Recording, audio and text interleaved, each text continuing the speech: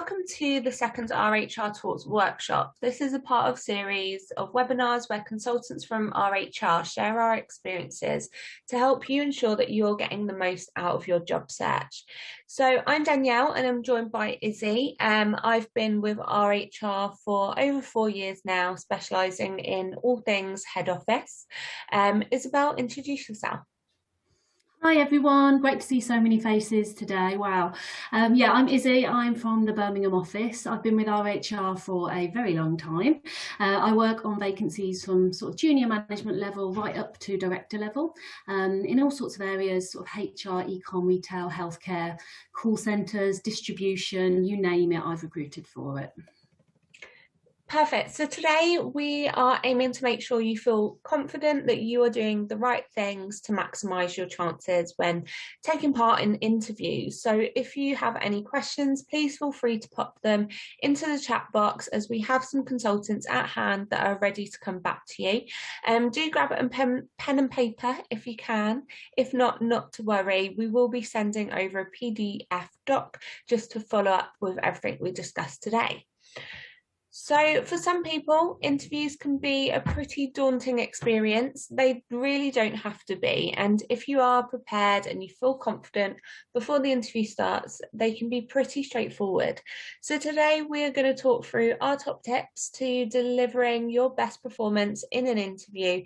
And we'll be covering off preparing for an interview, performing in an interview, and post-interview and follow-up. So the first section is preparing for an interview. So the most important thing you should be doing leading up to an interview is research. We talked through all of this during our last workshop, and if you didn't attend that one, don't worry, it's all available on our YouTube channel, RHR Talks. But to briefly recap for those who didn't attend, you need to make sure that you research the role. So you need to really know the job description well, so that you can relate your own experience to the requirements of the role. So hopefully you've got a copy of the job description from the company, or perhaps the advert has given you quite a lot of detail when it comes to that job description.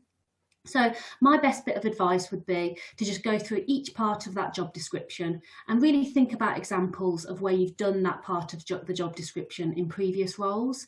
And so you've got those examples ready to go in interview when you get asked questions about that job description. The second part is you need to make sure that you research the company. So top tips would include, review the company social media pages. So, what's the really hot topic at the moment? So you can talk to them about that and ask really sort of smart and relevant questions, which we'll go into in a bit more detail at the end of this webinar. Check out recent news stories as well related to the business. You can find out information about, recent perhaps financial results or rebranding that they're doing or new products, whatever it is, really immerse yourself in that research so you can really show passion for the brand and, like I said, ask some smart questions at the end. The other top tip I'd give is make sure that you review the LinkedIn profile of the interviewer. So what is their background? How long have they been in that role? And you can have a look and see if you perhaps have crossed paths in the past in previous roles. So, again, you can kind of relate to them and get an understanding of sort of their background and perhaps ask them questions around that as well at the end of the interview. But the most important thing I'd say is look at the company website. So pay particular attention to the vision statement or company ethos. So make sure that you demonstrate that you understand the company's vision through your answers and really relate all of your answers back to that. Because like I say all the time, passion for that brand is really, really key and will, really make you sort of stand out on the day over other candidates. So preparing for an interview, we also want to look at pre-work projects. So it very much depends on what is asked of you from the interviewer. Often they will request some pre-work, something for you to go away with, take some time before the interview and prepare. So this could be anything from a presentation, a SWOT analysis, or a business plan. They're the most common that we tend to see. So we're going to give you an overview of our top tips when completing these. So with presentations, it may sound obvious, but do make sure that it looks professional and it is also done on a computer. So when I say professional, just ensure that it is in line with the company branding, whether you're using the colorways or the logos. Make sure that it's relevant. So reread that brief again and again until you're 100% sure that you're answering the question. Stick to the limited time. So make sure that you practice it and make sure that you're timing when you're practicing it. There's nothing worse than going in and spending all this time doing a presentation, but you get cut off short due to the amount of time that's been allotted for the presentation itself. Leave copies with the interviewer. So again, make sure that you print them off. I always say if there's 2 people interviewing you, print off 2. If there's 3, then print off 3. You just want to make sure that each interviewer has a copy at hand so they can scribble down notes on it, and ensure that you pop your name on there as well. So when they do take it away, they can revert back to it when they're looking at feedback and reviewing your suitability for the job role. So SWOT analysis.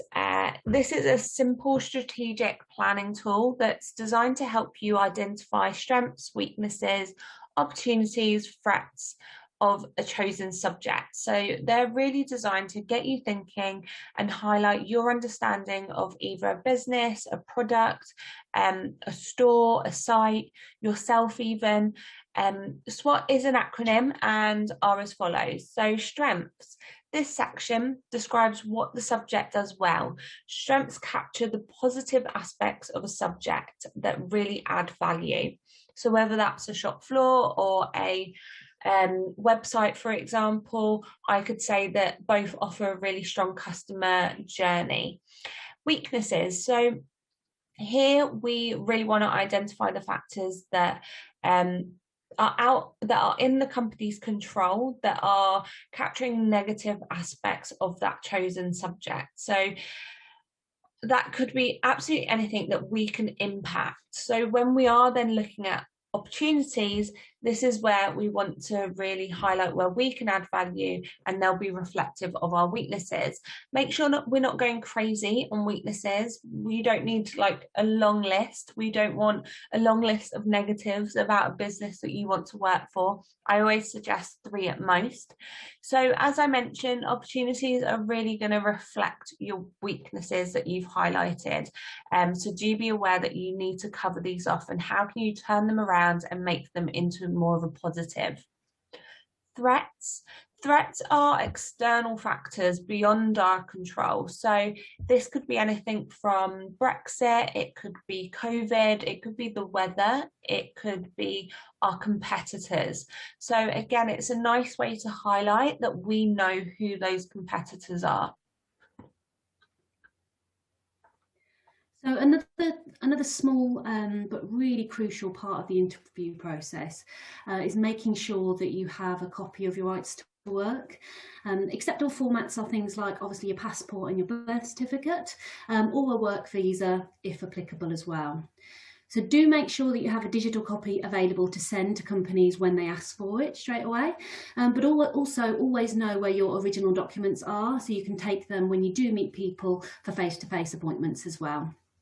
We have unfortunately had candidates in the past that are rejected from jobs or had job offers withdrawn for failing to provide this documentation, as companies are not permitted to employ you until it has been handed in. So it's super important that you have this ready and to hand, obviously to get it across to them.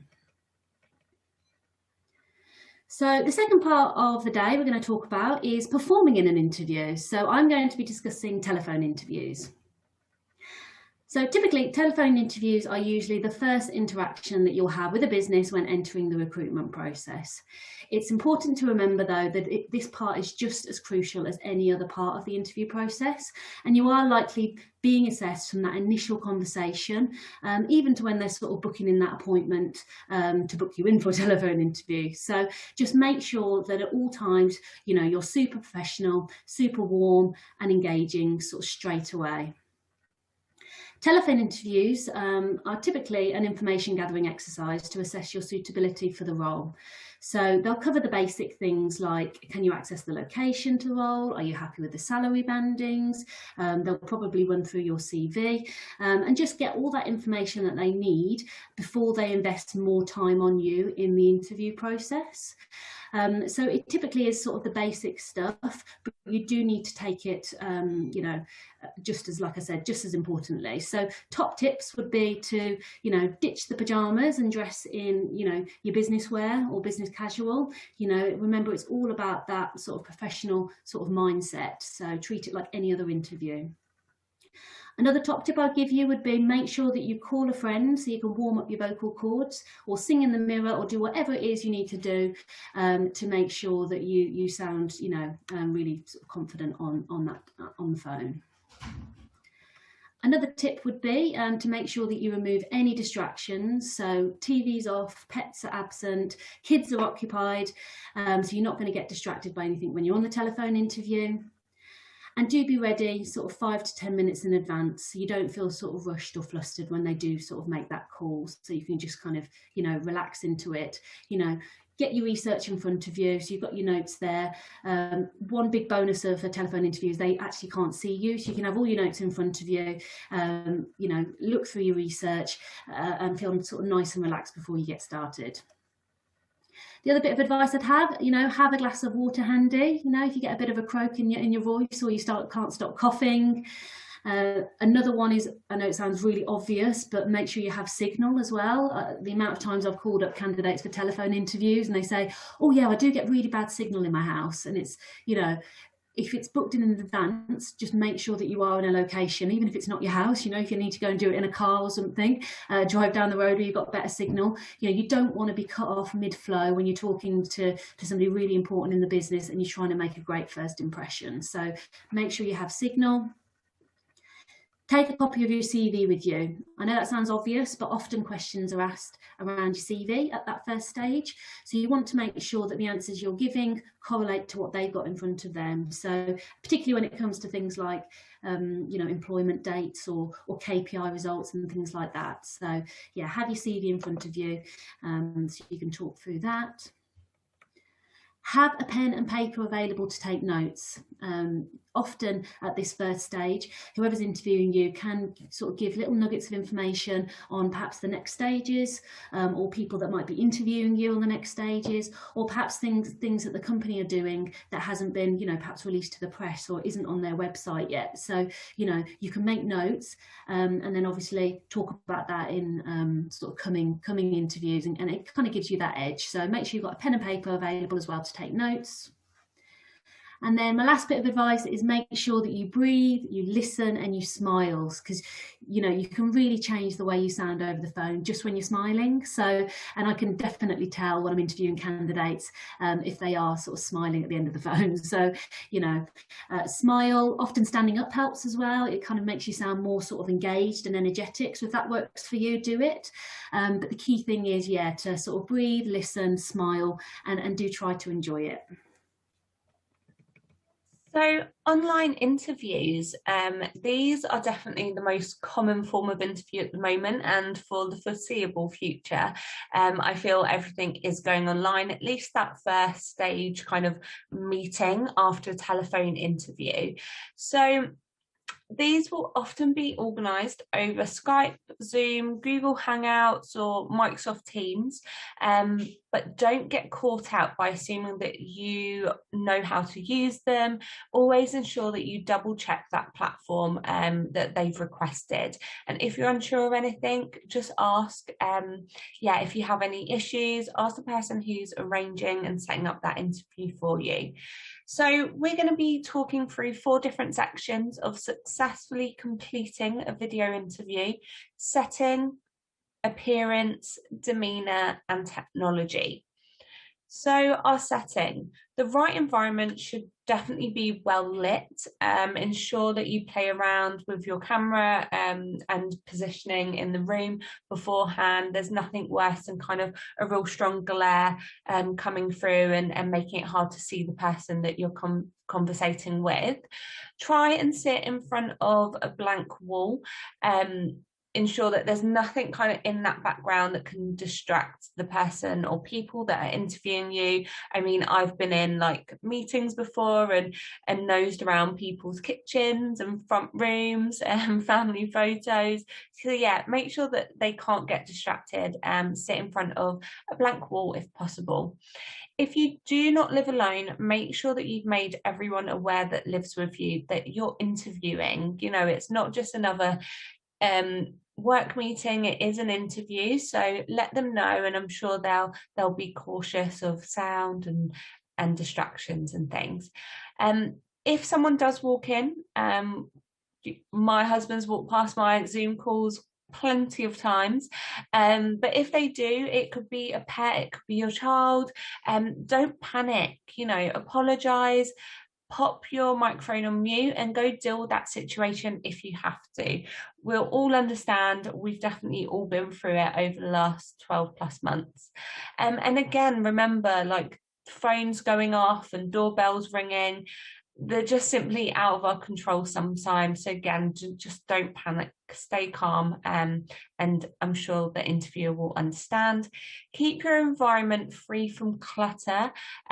Usually when we are nervous, we can fiddle. I've seen people do it in face-to-face interviews with pens and things, and it'll be the same in a virtual online interview as well. Make sure there's nothing that you're able to kind of grab hold of and play with just out of nerves. So, appearance. It is important just to follow the same rules as you would do for a face-to-face appointment. So make sure what you're wearing is really reflective of the company culture. If you're, again, unsure, always ask whoever's setting up that interview for you, what is the company dress code? If it's a proper corporate company and they want a suit and tie, then wear a suit and tie. If it's more relaxed and in more, I guess, like a fashion retailer, ensure that you are reflective of that brand. Do be aware though that any bright colours, reflective clothing, some patterns may affect the camera, so you don't want that to be a distraction also to the interviewer. So have a look beforehand. Keep jewellery to a minimum. I get it a lot of the time when I wear watches or bracelets at work and I'm typing away, it can make some noises on my desk or my laptop. So do be aware of that as well. And ensure you get a good night's sleep the day before. I know that, you know, it's easy now just to kind of roll out of bed and put some clothes on and get straight to our desk and laptop, but make sure that you get a good night's sleep and have that routine in the morning or early afternoon, whenever that interview is, just to ensure that you're ready. Demeanor, so body language is so important when you're meeting someone in person, but it's also important over the camera and the screen. So do not slouch, make sure that you maintain good posture. Try raising your laptop prior to the interview just to raise your eye level as well. I tend to put a shoebox under my laptop. Active listening is super important. So, you know, nods and in agreement, smiling and looking interested and engaged is super important on an online interview. And don't talk too fast. So allow yourself time to answer the question. And also remember, because it is virtual, there may be a delay in some of the responses and sounds as well. So just slow down that pace slightly. So technology, make sure your laptop, your tablet, mobile phone, whatever device you're using or app you're using, make sure that everything's working. So from the camera video to the audio, if there's any issues beforehand, then you can make sure that you've got time to correct them. Make sure your device is fully charged at night. The night before, I always suggest, I've had it where my laptop's been on and I've unplugged and forgot to plug back in, and I'll be in a meeting and all of a sudden I can see the charger in the corner flashing. So make sure you're fully charging your device the night before. Make sure that there's no distractions again. So technology in our home, from radios, TVs, mobile phones. It might even be that you've got your emails or LinkedIn up on your desktop as you're doing the interview. So make sure you've closed those, and check that your internet connection is good in advance. Obviously, things happen. It may drop off during the actual interview. Don't panic. Again, it happens, we've all been there. So just kind of restart it, get logged on as soon as possible. If you feel like it is taking a while, then do try and pop over a quick email or message to the interviewer or whoever's arranged it for you to let them know that you're having those technical difficulties. But don't panic and just get back logged on as soon as possible. Brilliant. Yeah, you don't want any of those funny filters, do you, as well, with an online one, like that poor lawyer over in America when he had that cat filter on his face. that was hilarious. But okay, so next stage is we're going to talk about our face-to-face interviews. So in most cases, the interview of choice for many businesses is going to be a video interview, of course. But actually businesses are now starting to opt to do sort of final stages face-to-face. So obviously as everything starts reopening and the COVID restrictions go down as well, we'll obviously see a lot more of this as well. So there'll probably still be sort of minimum contact, but typically with the face-to-face interview, if it's a bit further down the line, you'll typically only have maybe two at the most, sort of 3 candidates anyway. So what I would say with face-to-face interviews is that the introduction is really important here. It definitely creates the first impression of you as a person, and it can be really difficult to break a bad first impression. I think there are some stats that sort of say, you know, interviewers, although they shouldn't, do make a decision on somebody within the sort of first 5-10 minutes, don't they? So that first impression is super important. So offer, you know, when we're allowed to, a firm but not too firm handshake or elbow pump, as we are now doing. You know, make really good sort of eye contact and offer a really warm sort of greeting, and also don't wear any sort of massively overpowering fragrances and things like that as well. I mean, for the main part of the interview face-to-face, it should be no different to sort of the online interview that obviously Danielle's just discussed.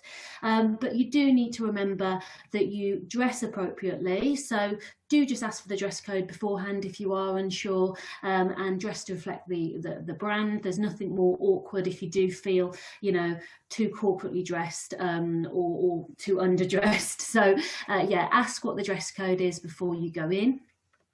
In a face-to-face, you need to be really aware of your body language as well. So make sure it's really open, make sure it's really engaging, you know, perhaps try and sort of mirror theirs and how they're sat. That sometimes helps. And like Danielle said, really listen to what the questions are that are being asked as well. So active listening is really important. Really think about the question they're actually asking, and don't talk or interrupt when your interviewer's talking as well, because there's nothing that can be more sort of off-putting as well than that. So yeah, that's super important. Don't be too familiar, as this can be really off-putting as well. So remember that you are there to talk business. You do need to sort of remain professional. Obviously, you will have to kind of go, you know, slightly with the cues of that person who's interviewing you. So if they're being very friendly and very familiar, obviously, you know, you can react to that as well. But do remember that it is still a professional interview. So you do need to, you know, keep professional as well. Don't feel the need to fill dead air as well, as you'll end up sort of over talking. So yeah, be aware of that as well. You know, any sort of good interviewer, if they've not got enough information from you, they will ask you to elaborate or ask for more information. So yeah, try not to sort of fill dead air. and also use appropriate language. So obviously swearing is a big no. I've had really good candidates in the past be rejected from interviews because of that. But also think about sort of keywords that you should be including. So things from the job description, and perhaps key language that company sort of uses as well. Do try and include that as well, so you sound like you are sort of part of the business already. And at the end of the interview, make sure that you ask questions. Make sure those questions are really smart questions, which we'll talk about a bit further on in this webinar, and leave with a thank you as well, and a really sort of nice smile. And when we're allowed to, sort of, firm handshake as well. So star examples. In most competency-based interviews, the ideal way to answer questions is to adopt the STAR technique. Situation, talk through the situation that you have dealt with. Task, talk through the task at hand. Action, what action did you have to take to deal with it? And result, what was the result of that action? What was the outcome? So a quick example of me using that technique. So I had to increase sales to hit my annual target. We needed another £2,000 to achieve that. The action that we took was we decided to host a VIP night inviting everyone on our CRM list. This was a massive success, and we actually made £3,500. As a result, we're also now hosting quarterly, and this will then get rolled out to the entire region moving forward. So this is a method of answering questions that can be applied to any competency-based question or questions that lead with, can you give me an example of a time when? So we're going to continue with the theme of, performing an interview, and Danielle and I are now going to talk about sort of answering killer questions. So what we mean by that is, in this section, we simply want to help you answer the most sort of important questions during that interview. So these are the questions where the answer could make or break it for you when it comes to the interview, and where you can sort of really stand out as the best candidate. So the first question we're going to talk about is, what do you know about the company and role? So you're not required to be an expert on the organisation or the role, but the key thing is that you show a genuine passion or interest, and definitely the basic understanding is expected. So you've really thought about why you're applying and what that you know about that company as well. So Danielle and I are just going to do an example for that one. So Danielle is applying for a consultant role at RHR. So Danielle, what do you know about our company RHR and the role as a consultant? So I know RHR as a business has been around for over 30 years and is well established within both the retail and hospitality sectors. I've noticed over the last few years the business have really reached out and branched outside of that, whether that's with football clubs, museums, health providers. My role as a consultant would really be to support my clients in finding top talent through advertising, headhunting, interviewing, and managing that whole 360 recruitment process. Brilliant. So from that, I can hear that Danielle has done research on our company and she understands the role as a consultant. So that's great. So the next killer question we're going to talk about is, why do you want to work here? So whilst more money, shorter hours, or less of a commute are all potential factors for your next role, they're really unlikely to make you stand out on the day versus other candidates. So to answer this question, you must have researched the company and really reply with the company's attributes. So what you see them as. So what you see as sort of the main qualities of that company, so you can really sort of match your passion for the company is the most important thing here. So Danielle, why would you like to come and work at RHR? As I mentioned, the business itself is extremely well established within the recruitment industry, and work with some really exciting businesses such as Benefit Cosmetics, Sofa.com, Uniqlo, Hobbycraft, William Grant and Son. I've also looked into the training and development plans for new starters, and I really want to be able to get supported within this change of career for myself, and learn the basics to really hit the ground running. It's an opportunity to progress based on my personal performance, which I think is really motivating, as if I'm personally doing well, I don't want to be limited by my progression and the opportunities that I have within a business. Brilliant. The next killer question we're going to talk about is, what is your reason for leaving? So wherever possible, be positive, even if your role was short term or didn't quite work out as you had expected it to. So, you know, whatever it was, it will have actually added some extra experience to your CV, and there will be some skills that you can sort of add to your career history. So we don't want to hear negatives like, you know, I really didn't like my boss, or, you know, I hated that company. You know, even if the culture wasn't in line with you and you didn't particularly like that company, there should be part of that experience that you can draw from that's positive, and they're going to want to see that sort of positivity in the interview as well. So, you know, why is this the right time in your career? You know, you can kind of flip it that way, or what value will it add to your CV? You know, what they want to see is that you're still sort of growing and developing, and that you're still keen to learn. So, Danielle, why is it that you're leaving this company? So I'm really wanting a new challenge from store management. I feel like I've hit somewhat of glass ceiling in my career long term. I'm wanting to stay within a sales environment with a focus on people. So recruitment seems to be the obvious choice for me personally. Brilliant. So the last killer question, and I often get asked about this one when I'm interviewing candidates, or when I ask it, you know, people do tend to sort of struggle with it a little bit, is, you know, what are your strengths and weaknesses? So many interviews will ask you to name your strengths and weaknesses, and typically people find it a lot easier to express their strengths, but really struggle when it comes to identifying even one weakness. And I think part of the reason for this is that they don't want to disclose a particular weakness, as they fear that this may result in them failing to be successful in getting the job. So a good initial answer would be to really just sort of talk about the strengths part, you know, relate it back to the job description, perhaps as well, that you've obviously done with all your research and stuff. So, you know, if they're looking for somebody who's a strong communicator, talk about the fact that one of your strengths is that you are, you know, a really excellent communicator as well. If they're looking for somebody with strong management experience, talk about, you know, how good you are at sort of managing a team, and what good interpersonal skills you have generally, and, you know, that side of things. But I guess for weaknesses, you do need to discuss something that's a development area. But the key thing is that you're actually actively working on that weakness. And also that you choose a weakness that won't be sort of a negative impact on the business that you're working for at the moment, or potentially on the role that you're going for as well. So I guess the top tip would be to sort of, you know, think about your last review with your line manager, think of a recent sort of, you know, PDP, and think about what they asked you to do before your next sort of review.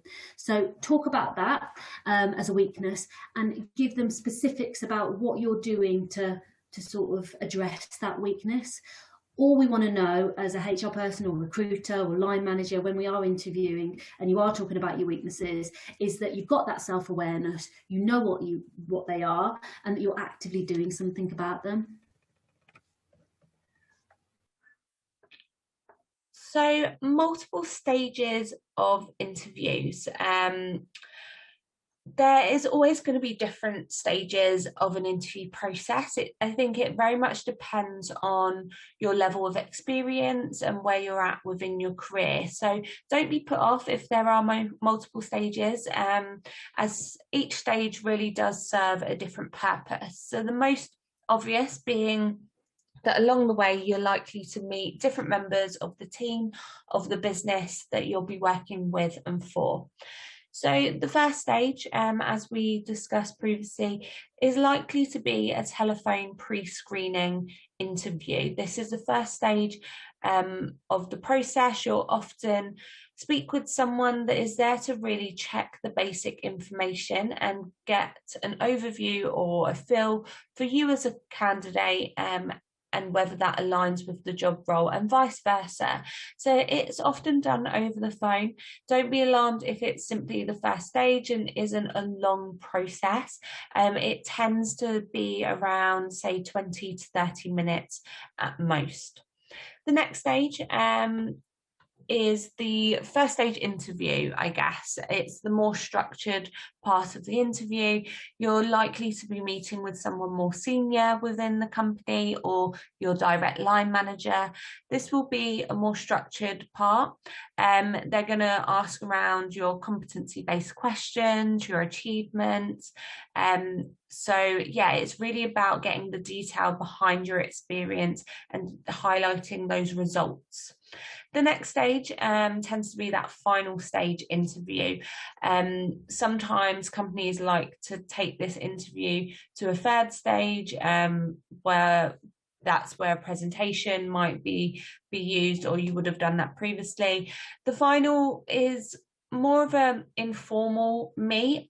It could be a meet the teams, it could be a coffee chat. We've had candidates go and meet with people within a business, but outside of the office or outside of where they'll be working, just so it's more relaxed. But don't be too relaxed. I think it's still an interview. You still want to put your best foot forward. Usually at this stage as well, sometimes it is between two people, and it is really hard to kind of tear experiences apart, and it is based on the person and fit for the company. So yeah, still put your best foot forward and still be very much prepared, but do just be yourself and ensure that you can seal the deal and get that job offer. At the end of an interview, there'll usually be an opportunity for you to ask some questions. So you really need to make sure that you have some smart questions prepared. Don't ask anything you could have found out by doing your research, and don't ask anything relating to sort of time off, benefits, that sort of thing.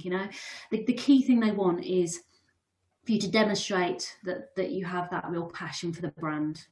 So a lot of the questions might have been answered sort of as you've sort of gone through the interview process. So do make sure you've got a good sort of maybe 8 to 10 questions to sort of ask, because typically, you probably only have 2 or 3 that you can ask by the end you get to the interview. But the kind of questions you could ask are things like, what does a typical day on the job look like? Or, what kind of training do they offer?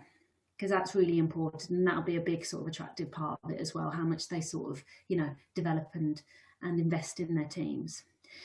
How is feedback provided as well? So that will kind of hopefully give you an idea of when you're here, and how you'll get that feedback, because there's nothing more frustrating than going for an interview and obviously not getting that feedback. And Danielle in a minute will talk through, how to chase companies with that. What the company team culture is like is quite a good question. So, who's on the team that you'll be working with? How do they work together? What are they like? Because often you can sort of get an idea of the business, but actually the team sometimes can be a little bit different. So, really immerse yourself in that. Find out who's on the team, who you'll be working with, how they like to work together, how they like to communicate, that sort of thing as well. So almost talk like you're already within that role, so it shows that engagement. Another, good question to ask are, what are the next steps in the interview process? So in other words, when you're going to let me know when I'm hired, or what prep do I need to do before that next sort of stage? Another question as well that I like is, what would be the biggest challenges of this role? I think that's a really good one, because you can then hopefully cover off that with the interviewer as well, and talk about what you can bring to the role and how you could sort of cover those challenges before you've even sort of started, and what you're going to bring to the table.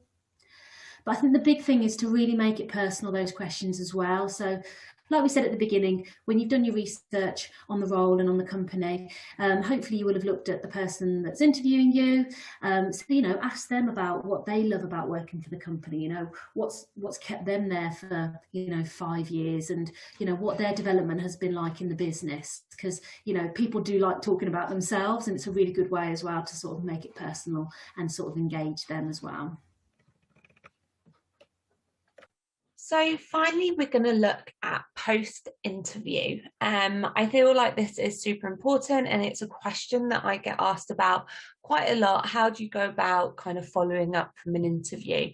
During these times, it is taking a little longer for interviewers to provide feedback. Due to the pandemic, we've got a lot of people on furlough, a lot of people working part-time hours or from home, so it's harder to kind of sit people down and get meetings booked in. So it's perfectly acceptable just to pop over a follow-up email. A good idea is to send an email directly after the interview has taken place, or a few hours after, just kind of giving a summary of how you felt it went, and also to give thanks for the opportunity and their time for meeting you. This will be a lot easier for you to then follow up with a chasing email. So give it a few days, give it at least, I would say 3 to 4 days if you haven't heard back, and then just pop over a follow-up email. Make sure that you follow up with these 3 steps that we like to keep when we're drafting emails. So keep it positive, keep it light. Don't start with, "Oh, I haven't heard from you yet." Keep it very positive. How's your week been? How's your weekend been? Keep it somewhat formal, but definitely use your judgment in regards to however they talk to you and correspond with you via emails is how you want to correspond with them. Keep it short. Hiring managers don't tend to have loads of time to go through all of their emails. There are a lot of emails that hiring managers, HR teams and recruiters get on a day-to-day. So yeah, definitely keep it short, keep it to the point, stick to the subject and make it impactful. End with a question so that they definitely come back to you on that as well. So that's it from us. Just to summarise what we've covered off today in our second webinar. So today we have discussed our top tips for when attending interviews. So the areas that we have covered include preparing for an interview, so research the role, research the company, preparing pre-work, so that could be anything from presentations, SWOT analysis, or a business plan. Ensure that your right to work is good to go, you must have it, and you've got it at hand to provide the potential new employer when asked. We then looked at performing in an interview, so we've discussed the best practice for attending different stages of interviews, different types of interviews, including telephone, online, face-to-face. We went through some real killer questions and how best to answer them, and also some good questions for you to prepare to make sure that you get the most out of the interview, walk away feeling you've had your questions answered and looking engaged and wanting that job opportunity. We then quickly looked at post-interview and how to follow up. So I quickly just spoke through how we would look at approaching the follow-up for an interview. And again, it's something we get asked a lot about.